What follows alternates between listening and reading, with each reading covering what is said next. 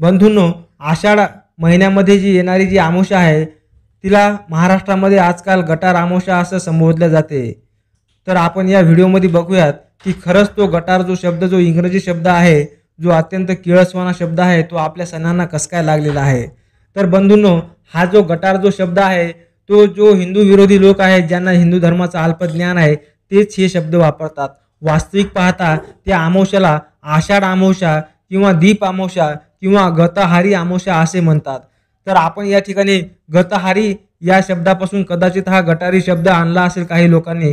त्या दिवशी अनेक लोक मांसाहार करतात, मद्यपान करतात आणि गटारामध्ये लोळतात, म्हणून त्या लोकांनी तो शब्द वापरत असतील, परंतु तसा तो शब्द नाहीये। अत्यंत किळसवाणा शब्द असलेला जो गटर हा इंग्रजी शब्द आहे, तो संस्कृतमध्ये नाहीये। गत म्हणजे या दिवसापासून जे लोक मांसाहार वगैरे करतात त्यांना मांसाहार करायचा नाहीये, म्हणजे गत म्हणजे तो त्यांचा जुना आहार होता।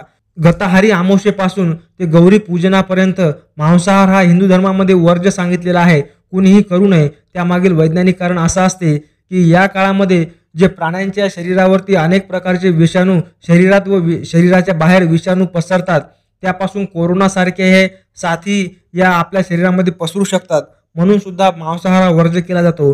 त्याचप्रमाणे मागील व्हिडिओमध्ये सांगितलेलं आहे, तुम्ही बघू शकता की श्रावण महिन्यामध्ये मांसाहार का करू नये, कारण की या काळामध्ये आपली जी रोगप्रतिकारक क्षमता आहे ती सुद्धा कमी होते, कारण की आपला जो जठराग्नी आहे तो मंद झालेला असतो। या काळामध्ये विविध प्रकारचे आजार होऊ नयेत म्हणून आपल्या पूर्वजांनी आपल्याला दिव्य संस्कृती दिली आहे।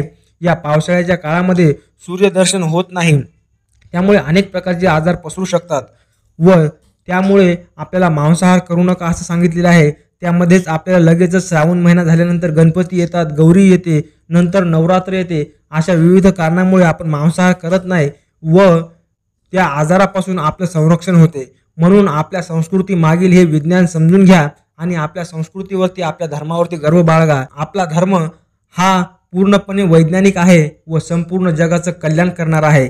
या काळात जर आपण मांसाहार वगैरे जर का केला जर नाही तर प्राणीसृष्टी सुद्धा या काळामध्ये प्रजनन करत असते, त्यांची सुद्धा संख्या वाढेल व निसर्गाचं चक्र हे व्यवस्थित चालेल। म्हणून सर्वे भवन्तु सुखिनः, सर्वे सन्तु निरामयाः, सर्वे भद्राणि पश्यन्तु मा कश्चित् दुःख भाग भवेत्। सर्व सुखी होत, सर्वांचं कल्याण हो।